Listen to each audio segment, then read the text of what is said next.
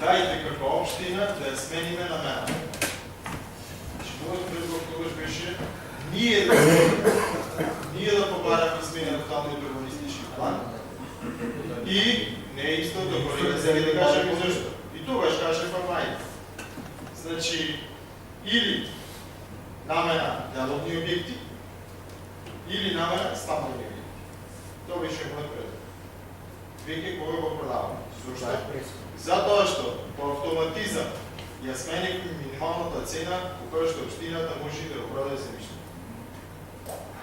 Во тој случај, минималната цена би било или 2800 денари по метар квадратен, или пак 3400 или 3600 за деловни објекти. Ако ја направиме. 4. Тогаш предупредим. Прво бев пеат дека сигурни се дека инвеститорот така како што ќе го купи нема да ја нема намената, дека дополнителни трошоци би му биле, нема никој да се јави така натаму и така натаму. Предупреди дека инвеститорот ќе го купи сигурно ќе ја смени намената и ќе сака да гради или деловни објекти или стамбени. И така излезе. Се што кажат тогаш се остава. И сега ние понатаму повторно тврдиме дајте да одиме пред цена, рече стручните лица, комисиите таму ќе се утврдат која е цената, само ние да сме чисти. Значи да се разбереме, тоа е само затварање на очи. Што друго? Ние на некој начин се атестираме, ама знајте ние да не се продука, ама немаше цена, која нема. Цената, стручните лица, проценителите ја градат врз основа на повеќе фактори кои што кажа представникот, меѓутоа клучната основа е минималната цена од одредената намена. Клучното поидовното на него градат после, а градењето во овој случај беше минимална цена за таа намена 1000 денари, изгради уште 100 денари над. Толку е. Има право е председателка, а нема ништо да се смени.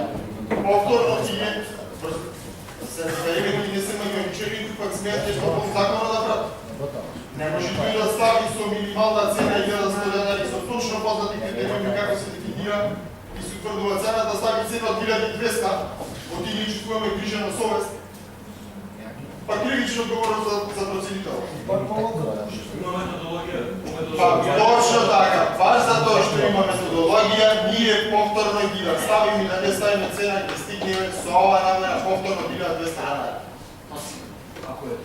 Нема дискусија. И повторно ќе речем, никој за ова нема да одговара кривично, ама ќе го потенцирам етичкиот момент.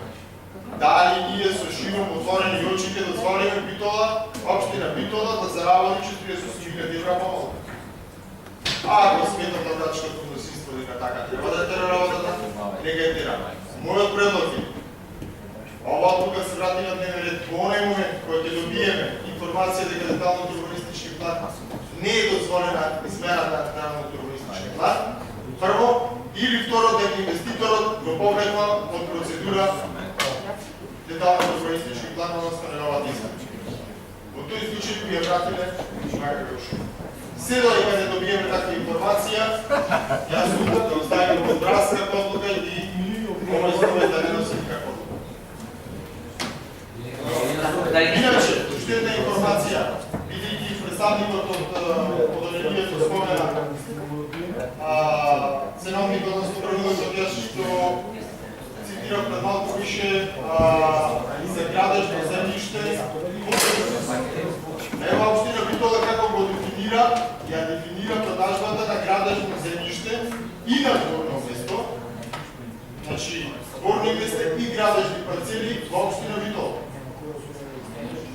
Во град Битола, горните места за 4-та и 5-та зона се продават по 3000 денари. Минимална цена. Кој што општина Битола, ако случајно се направи продажба под ова минимална цена, општина Битола при наречението му се ова основа. Нема веќе. Додека пак, ако го третираме како градежна парцела, за 4-та и 5-та зона, кај што предпоставувам припаѓа во објектот што е релативно центар, почетната цена е 4000 денари. Аз би бил задоволен. Да поставим почета цена 2800 на реканече. Ако не си изпадне, ще се играе. Да, да.